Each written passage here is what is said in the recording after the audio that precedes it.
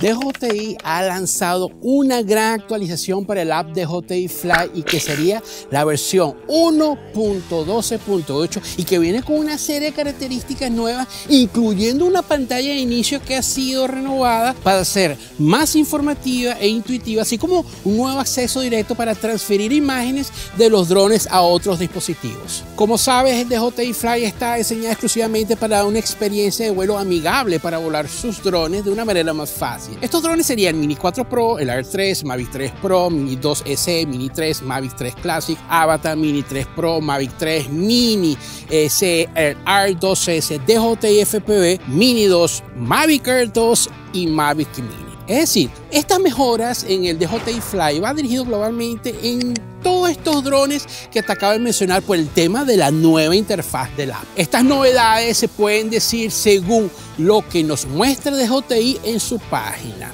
Como lo es tener la configuración de zoom de pantalla que admite una visualización de texto más grande, lo que permite una presentación más clara de la información crítica de vuelo, que es muy importante verlo y tenerlo presente durante el vuelo. También presenta la sección antes de volar, que brinda información sobre los requisitos de cumplimiento de vuelo y consideraciones importantes para vuelos con los drones de DJI en diferentes ubicaciones y que dependerá, por supuesto, en tu ubicación GPS de tu dispositivo.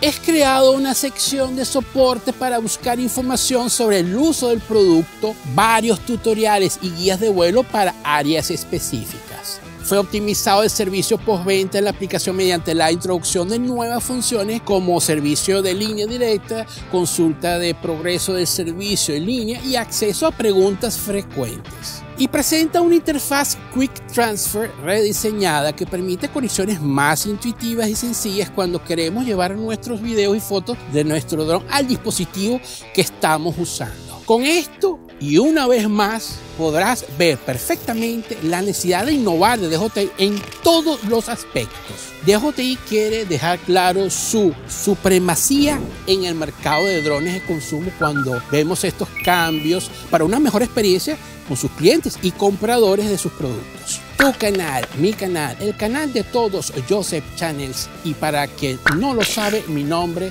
José Carlos. Brevemente vengo con más. Buenos vuelos con esta magnífica actualización del DJI Fly.